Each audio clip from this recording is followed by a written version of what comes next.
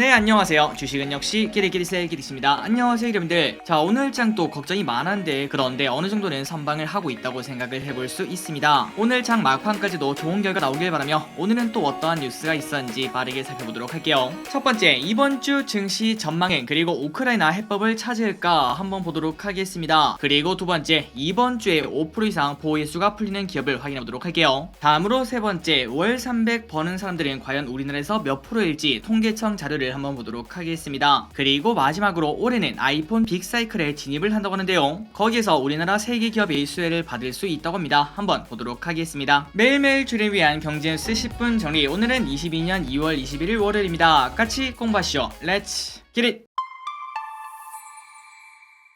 자, 기리분들, 오늘 또 이렇게 같이 공부하러 오셔서 진심으로 감사합니다. 오늘 또 진짜 빠르고 재밌고 그 다음에 유익하게 공부해보도록 하겠습니다. 그리고 들어가기 앞서 좋아요 누르시면 저 기리씨 열심히 공부하는데 매우 큰 힘이 됩니다. 정말 감사합니다. 첫 번째 뉴스를 확인해보도록 하겠습니다. 그리고 오늘부터는 뉴스 기사를 이렇게 한 번 더 요약 정리를 해봤습니다. 그래서 기리분들이 이제부터는 조금 더 뉴스 기사를 이해하기 쉬워졌다고 생각을 해볼 수 있고요. 그리고 플러스 혹시나 기리분들 중에서 소리를 듣지 못하더라도 저 기리씨 이렇게 한 페이지로 깔끔하게 정리를 해놨으니까 소리 없이도 당연히 좀 부족하겠지만 그래도 어느 정도는 이해를 할 수 있지 않겠나 이러한 생각을 해봅니다. 자, 최근 들어 변화가 조금 많은 것 같습니다. 이 모든 방향이 기리분들에게 도움이 되었으면 좋겠습니다. 진짜 들어오도록 하겠습니다. 첫 번째 뉴스, 우크라 우려 속 변동성 지속, 리오프닝 수출주 주목. 자, 이번 주 주식시장은 우크라이나 리스크, 그 다음에 국제 유가 등 이런 것들이 증시에 부담을 줄 계획이라고 합니다. 그러나 그 와중에 선진국의 위드 코로나 전환, 국내 내수 부양 기대가 이어지면서 리오프닝 그리고 수출주의 강세를 예상한다고 하는데요. 그래서 하이투자증권에 따르면 반도체, 자동차, 의류, 은행, 유통, 엔터 이런 기업들을 이번 주에 추천을 한다고 합니다. 그리고 플러스 이번 주에는 물가 지표가 발표되며 2월 25일 금요일에는 1월 미국 개인 소비 지출 및 개인 소득이 발표가 된다고 합니다. 그래서 이 지표도 현재 투자자분들이 많이 보고 있는 지표라고 하고요. 그리고 플러스 다수의 연준 위원들의 발언이 예정 중인데 여기에 따라서 또 증시 변동성이 생길 수 있다고 합니다. 그러니까 이번 주에도 불확실성이 상당히 많겠구나 이러한 생각을 해볼 수 있는데 전부 다 좋은 결과 있었으면 좋겠습니다. 그리고 다음 뉴스입니다. 오랜만에 호재가 나타났네요. 백악관 미러 외무장관 24일 만나 바이든 푸틴 회담 논의. 우리가 지금 딱 생각해봤을 때 결국 이 모든 것을 해결할 거는 바로 대장들이 만나서 담판을 치러야 된다 이러한 생각을 해볼 수 있겠죠. 결국은 이 모든 것을 해결할 것은 바로 정상회담이라고 생각을 해볼 수 있습니다. 토니 블링컨 미국 국무장관과 세르게이 라브로프 러시아 외무장관은 오는 24일 유럽에서 열리는 회담에서 조 바이든 대통령과 블라디미르 푸틴 대통령 간 정상회담을 조율할 예정이라고 밝혔다고 합니다. 그런데 아직까지 정상회담 형식이나 일정이 정해진 바는 없다고 하는데요. 그런데 우리가 긍정적으로 봤을 때 결국은 해결이 다 될 거니까 이제 슬슬 우크라이나 리스크는 조금씩 사라지지 않겠나 이러한 생각은 해볼 수 있을 것 같네요. 그래서 오늘 이러한 뉴스가 나오면서 오늘 우리 증시와 그 다음에 미국 선물이 조금 오르고 있다고 생각을 해볼 수 있습니다. 다음 뉴스입니다. 중국 2월 기준금리 통결 2달 연속 인하 후 숨고르기에 들어갔다는 소식입니다. 자, 오늘 중국이 2월 사실상의 기준금리인 대출 우대금리 LPR을 동결했습니다. 그래서 우리가 이걸 딱 봤을 때 야 이거 동결이면 안 좋은 거 아니야? 내려야지 좋지 이렇게 말할 수 있는데요. 그런데 이미 2달 연속 인하를 했기 때문에 한 번쯤은 이렇게 숨고르기를 한 것이다 이러한 평가가 현재 많다고 합니다. 그러니 결국은 지금 그냥 잠시 쉬는 거고 앞으로 추가 부양은 계속 있을 것으로 추정이 된다고 합니다. 그리고 중국은 최근 부동산 침체 그리고 제로 코로나 정책 이 두 개에서 변화를 주고 있다고 하는데요. 그래서 부동산 침체에 관련된 거는 부동산 대출 규제를 완화해서 이거를 해결하려고 하고요. 그리고 제로 코로나 정책은 위드 코로나로 바꾼다고 하는데 그러니까 방역을 이유로 한 무분별한 봉쇄를 자제하라 이러한 지침도 현재 내놓고 있다고 합니다. 그러니까 우리가 항상 그런 뉴스를 보죠. 어디에서 뭐가 나왔다면은 그 도시 전체를 봉쇄를 한다는 그런 소식을 정말 많이 봤습니다. 그래서 얼마 전에 중국 시안인가요? 그때 삼성전자가 피해를 보기도 했었죠. 그런데 이제부터는 제로 코로나 이 정책을 접고 위드 코로나를 시작하기 때문에 그만큼 중국이 경기 부양에 조금 진심인 거 아니겠는가 이러한 생각이 현재 나오고 있다고 합니다. 그리고 그렇다면 역사적으로 봤을 때 중국의 경기 부양은 우리나라도 충분히 수혜를 볼 수가 있었죠. 과연 앞으로 이러한 정책들이 우리나라에 어떠한 흐름이 나타날지 지속적으로 한번 확인을 해봐야 될 것 같습니다. 다음입니다. 트럼프의 SNS 대통령의 날을 맞아 출시를 했다고 합니다. 자, 참고로 오늘 저녁에는 미국이 휴장인데요. 그리고 그 이유는 바로 대통령의 날이라고 합니다. 자, 도널드 트럼프가 만든 소셜미디어 앱이 21일 오늘 저녁에 출시될 예정인데요. 그리고 그 이름은 바로 트루스 소셜이라고 합니다. 그러니까 이름을 딱 봤을 때 진실된 SNS다 이렇게 생각을 해볼 수 있겠네요. 그리고 같은 트자 돌림도 충분히 노렸다라고 생각을 해볼 수 있을 것 같습니다. 자, 그런데 도널드 트럼프 전 대통령이 이거를 만든 만든 이유가 뭘까요? 그 이유는 지난해 1월 지지자들의 미 의회 폭동 사건이 있었습니다. 야, 이게 진짜 미국이란 나라에서 이러한 일인가 그러한 생각을 하곤 했었죠. 그런데 그 배후에는 트럼프 대통령이 있었다 이런 의견이 나오면서 페이스북 등 주요 소셜 미디어에서 퇴장당했던 경험이 있기 때문이죠. 그러니까 이제 아유 더러워서 내가 만들지 뭐 이렇게 만들었다고 생각을 해볼 수 있습니다. 그리고 앞으로 트럼프 전 대통령은 한 번 더 미국 대선에 도전할 것 같은데요. 과연 이 SNS가 어떠한 결과를 만들어낼지 이 SNS 트루스 소셜이 오늘 저녁에 드디어 출시가 된다고 합니다. 다음입니다. 이번 주도 보이수 풀린다 개미는 노심초사. 최근 카벤과 그 다음에 크래프톤에 이어서 이번 주에는 지난해 8월 상장한 롯데렌탈 그 다음에 아주스틸 등 이러한 기업들의 최대 주주의 보호예수 물량이 풀린다고 합니다. 그러니까 증시도 안 좋은데 보호예수까지 풀리니까 고민이 많아진다고 볼 수 있겠네요. 자, 그래서 이번 주에 5% 이상 물량이 풀리는 종목을 한번 봤습니다. 지난번에 우리가 공유를 했었지만 한 번 더 리마인드를 해보도록 하겠습니다. 자, 오늘이죠. 월요일 오토엔, 서남, 아주스틸 이렇게 풀리고요. 화요일, 내일은 IBW, 수요일 마인즈랩, K옥션,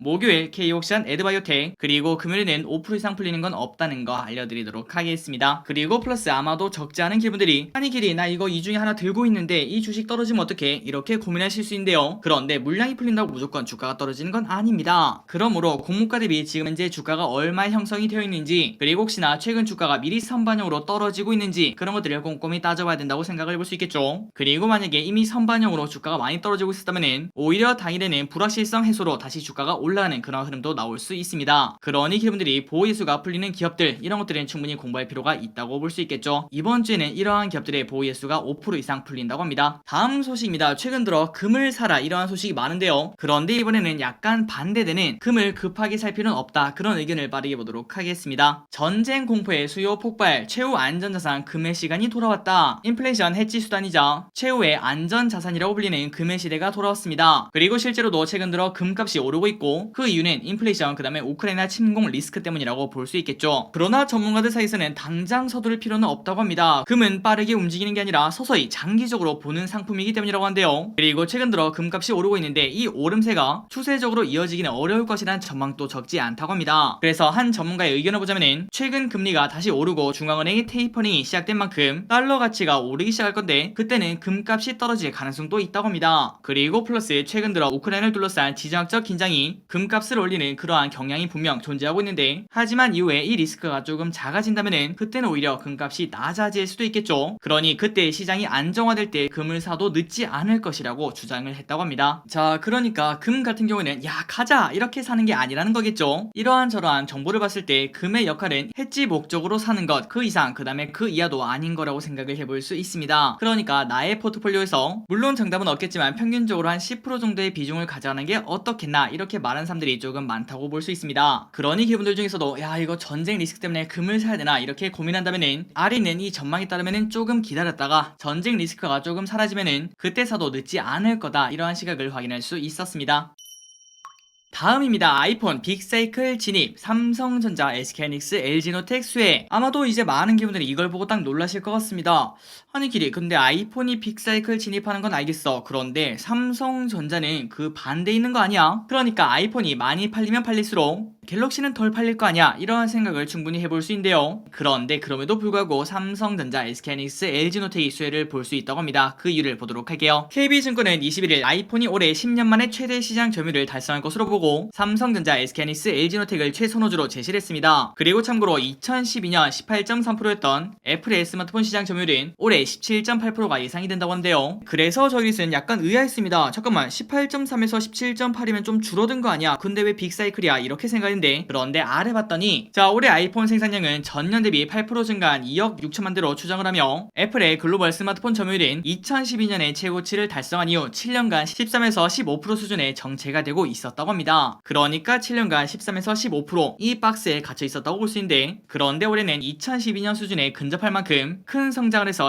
17.8%까지 올라갈 수 있다는 소리가 되겠죠. 그러니 우리가 이걸 딱 봤을 때 야 이거는 빅사이클 맞네 이러한 생각을 해볼 수 있습니다. 그러니까 아이폰이 많이 팔린다는 소리겠죠. 그리고 그 말은 무슨 소리일까요? 맞습니다. 아이폰에 들어가는 부품도 많이 팔린다는 소리가 되겠죠. 그래서 결국 부품 공급을 한 업체인 삼성전자, SK하이닉스, LG노텍이 수혜를 볼 수 있다고 합니다. 그나저나 저기듯이 매일매일 경제뉴스 뉴스를 열심히 보고 있는데요. 그런데 최근 들어 증시는 진짜 바닥권인데 가면 갈수록 좋아질 거라는 긍정적인 뉴스가 하나둘 나오고 있는 상황인 것 같습니다. 그래서 개인적으로는 아마도 올해 안에 좀 좋은 결과가 있지 않겠나 이러한 생각을 해보는데, 이 시각이 오를지는 결국 시간이 지나봐야 알 수 있겠죠. 지속적으로 계속 꼼꼼하게 공부해서 기르분이랑 같이 공부하도록 하겠습니다. 그리고 플러스 이러한 대형주 말고 아이폰에 납품하는 중소형주 같은 경우에도 충분히 우리가 공부할 필요가 있겠네요. 그래서 지금 생각나는 거는 더구전자, BH, 인텔리안테크, 삼성전기 등등등 이런 기업들을 꼽을 수 있을 것 같은데 한번 기분들도 공부해보시면 좋을 것 같습니다. 다음 뉴스입니다. 작년 임금 근로자 평균 소득 320만원, 그리고 대기업은 529만원, 중소기업은 259만원이라고 합니다. 그러니까 이렇게 제목을 딱 봤을 때도 대기업과 중소기업의 차이가 좀 심하다는 걸 확인할 수 있네요. 그리고 아래 있는 통계청의 자료를 보도록 하겠습니다. 일단 평균 소득은 320만원으로 전년 대비 3.6% 올랐고요. 그리고 중위소득도 전년 대비 3.5% 올라서 242만원이 나왔다고 합니다. 그리고 다음으로 성별과 그 다음에 나이를 딱 봤을 때 남자의 평균 소득은 371만원, 그리고 여자의 평균 소득은 247만원으로 각각 3.1%, 그 다음에 4.7% 올랐다고 합니다. 그리고 플러스 남자는 40대가 가장 많이 벌고요, 454만원. 그 반면 여성은 30대에 304만원으로 가장 많이 버는 걸 확인할 수 있습니다. 그리고 오른쪽에 대기업이랑 중소기업이 있는데 차이가 꽤나 큰 걸 확인할 수 있지만, 그런데 그 와중에 임금 상승률은 대기업은 2.6%, 그 다음에 중소기업은 5.5%로 조금 더 큰 폭의 상승이 나타났다고 합니다. 그리고 데이터를 조금만 더 보도록 하겠습니다. 소득 구간별로 보자면은 월 평균 소득 150에서 250만원 미만은 27.9%로 4명 중 1명 꼴이라고 합니다. 그리고 이어서 250에서 350만원 미만은 17.1%, 그러니까 러프하게 생각하자면은 10명 중 한 4명에서 5명은 150만원에서 350만원 이 사이라고 볼 수 있겠네요. 그리고 85만원 미만은 13.9%로 상당히 많은 걸 확인할 수 있고, 마지막으로 한 달에 1000만원 넘게 버는 사람들, 이 사람들은 전체 2.6%로 0.3% 증가를 했다고 합니다. 그러니 결국 우리나라에서 300 내외로 버는 사람들은 17.1%, 10명 중에 2명 꼴이라고 생각을 해볼 수 있겠네요. 다음 소식입니다. 코넥스 투자 더 쉽게 5월부터 3천만원 기본 예탁금 폐지. 아마도 기름들 예전에는 코넥스가 뭔지 몰랐을 텐데 공모주 투자를 하면서 코넥스가 뭔지 아실 거라고 생각합니다. 그러니까 정말 간단하게 생각하자면은 코스피, 그 다음에 코스닥, 그 아래 코넥스가 있다. 우리나라 증시의 셋째라고 생각을 해볼 수 있겠죠. 한번 내용을 보도록 하겠습니다. 중소기업 전용 증권시장인 코넥스 시장 활성화를 위해서 다음 달부터 코스닥 시장 이전 상장 요건이 완화가 된다고 합니다. 그리고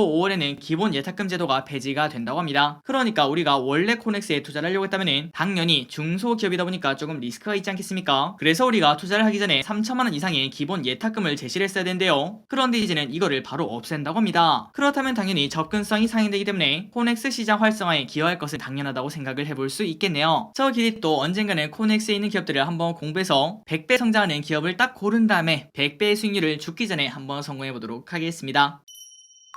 다음입니다. 100만원대 명품백 어림도 없네. 구찌도 최대 17% 가격 인상을 단행했다는 소식입니다. 21일 패션업계에 따르면 구찌는 이날 오전에 홈페이지에서 제품 가격 인상을 발표를 했다고 합니다. 그리고 상승폭은 주요 인기 품목의 가격을 1에서 17%까지 조정을 했다고 하는데요. 이는 지난해 2월 이후 약 1년 만의 인상이라고 합니다. 그리고 구찌만 이렇게 오른 건 아니었습니다. 지난 16일에는 루이비통도 무려 20%대의 가격 인상을 한 바 있다고 하는데요. 그러니까 명품업계에서도 서로 가격을 올리면서 키 맞추기를 하고 있다고 생각을 해볼 수 있습니다. 어쨌든 명품이라는 게 조금 아이러니하게 비싸면 비쌀수록 더 잘 팔리는 그러한 경향이 있기 때문이죠. 다음입니다. 추억의 싸이월드 클로즈 베타 미니홈피 공개. 싸이월드 클로즈 베타 도토리 원정대 활동이 시작이 되었다고 합니다. 자, 도토리 원정대 인원은 총 42명인데요. 그런데 도토리 원정대에 참가 신청을 한 사람들이 엄청나게 많았다고 합니다. 무려 32만의 회원이 참가 신청을 했는데요. 그 중에서 일반 멤버를 뽑고 그리고 플러스 유명 연예인도 함께 포함이 되었다고 합니다. 그래서 이렇게 미니홈피가 공개가 되고 있다고 하는데요. 역시 싸이월드 하면은 채연님 아니겠습니까? 아래 보시면은 가장 명대사죠. 나는 가끔 눈물을 흘린다 라고 적혀있는 걸 확인할 수 있습니다. 그런데 개인적으로는 도대체 언제 싸이월드가 정식 서비스를 시작할지, 그리고 플러스 만약에 정식 서비스를 시작을 하더라도 어느 정도 성공을 할 수 있을지 거기에 대한 의문점은 조금 남아있는 중입니다. 어쨌든 이렇게 싸이월드 조금씩 전진을 하고 있다는 소식입니다. 마지막으로 오늘의 기업 두 가지를 보고 끝내보도록 하겠습니다. 유증 CJEN은 기업가치 2조원, 미디어 최선호주, 현대차증권은 CJEN ENM에 대해서 티빙의 기업 가치가 2조 원이 된다고 말하며 투자 의견 매수 목표 주가를 20만 7천 원을 제시했습니다. 그리고 참고로 현재가는 12만 7천 원이라고 한데요. 그러니까 상승 여력이 좀 많다고 생각을 해볼 수 있겠네요. 그리고 티빙의 주주 구성은 CJ ENM 45.96%, JTBC 스튜디오 30.64%, 그리고 네이버가 10.03%를 들고 있다고 합니다. 현대차증권은 이렇게 말했습니다. CJ ENM은 2조 원 기업 가치에 도달한 티빙 및 현지 사업자 제휴를 통해서 콘텐츠의 자체 OTT 글로벌 공개 역량이 갖춰졌고 글로벌 콘텐츠 공급 능력이 격상되었다며 미디어 업종 내 최선호주로 제시를 한다고 말했다고 합니다. 그래서 CJ ENM의 평균 컨센을 딱 봤을 때 매출액은 연평균 10% 넘게 상승하는 걸 볼 수 있고, 그리고 영업이익은 올해 살짝 꺾이지만 그래도 내년에 다시 한 번 더 큰 폭의 상승하는 걸 확인할 수 있습니다. 15%에서 20% 정도의 상승을 하는 걸 확인할 수 있네요. 그래서 CJ ENM 최근 들어 주가가 너무 많이 떨어졌습니다. 그렇기 때문에 지금 당장 바닥인가 이러한 생각하기는 아직까지는 떨어지는 칼날이라고 볼 수 있겠지만, 그러나 실적을 봤을 때는 충분히 관심 종목에 넣고 이제부터 상승한다 그러한 확신이 있다면은 그때 충분히 매수할 만한 기업이 아닌가 이러한 생각을 충분히 해볼 수 있습니다. 한번 기분들 공부해보시기 바래요. 마지막 리포트를 확인해보도록 하겠습니다. 컴투스 홀딩스 블록체인 사업 본격화 목표가 22만원. SK증권은 컴투스 홀딩스에 대해서 자체 블록체인 플랫폼, 게임, 그리고 메타버스 콘텐츠가 들어오면서 플랫폼 사업이 확대될 것으로 예상이 된다고 합니다. 그래서 목표 주가를 22만원을 제시했는데요. 참고로 현재가는 12만 6천원. 이것도 목표가가 엄청나게 높은 걸 확인할 수 있죠. SK증권에 따르면 컴투스 홀딩스는 사업 지주사로 지주사업과 모바일 게임 사업을 영위를 하고 있습니다. 참고로 컴투스 홀딩스의 자회사는 컴투스 플랫폼을 100% 가지고 있는데요. 이 컴투스 플랫폼이 가상화폐 거래소 코인원 지분 16.4%를 보유를 하고 있다고 합니다. 그러니까 앞으로 블록체인 플랫폼을 구성하는 데 도움이 된다고 볼 수 있겠죠. 게다가 1분기에는 컴투스 플랫폼이 자체 가상화폐를 발행하고 대체 불가 토큰 NFT 거래소를 오픈할 계획이라고 합니다. 그래서 결국 올해 매출액은 전년 대비 49% 증가, 그리고 영업이익은 92% 올라서 아마도 호실적을 기록하지 않겠나 이러한 평가가 현재 있다고 합니다. 그래서 컴투스 홀딩스 실적을 한번 보도록 하겠습니다. 확실히 올해 엄청나게 성장하는 걸 볼 수 있고, 그리고 내년까지도 지속적으로 성장을 하겠다. 일단 컨센을 봤을 때 내년 또 20% 이상의 성장을 하지 않겠나 이러한 생각을 해볼 수 있겠네요. 그렇기 때문에 컴투스 홀딩스 고점 대비 거의 반토막이 나 있는데요. 하지만 실적 성장세를 봤을 때 충분히 매력적이라고 생각을 해볼 수 있습니다. 그러나 여기서 가장 큰 단점은 얼마 전에 게임주가 어닝 쇼크가 나면서 폭락했던 거 기억나시죠? 그런 것처럼 진짜 이 실적이 지킬 수 있는지 그거에 대해서는 조금 고민이 필요하다고 생각을 해볼 수 있겠죠. 그렇기 때문에 기분들이 만약에 컴투스 홀딩스가 위에 봤던 그러한 실적 성장세를 그대로 보여준다고 생각하신다면 지금은 당연히 매수의 타임이다 이러한 생각을 충분히 해볼 수 있습니다. 한번 기분들 앞으로의 실적에 대해서 고민을 해보시기 바래요. 자, 오늘의 경주뉴스 여기까지 끝났습니다. 항상 이렇게 같이 공부해주셔서 진심으로 감사합니다. 내일은 더 재밌고 더 유익한 뉴스로 돌아오도록 하겠습니다. 지금까지 기리셨습니다.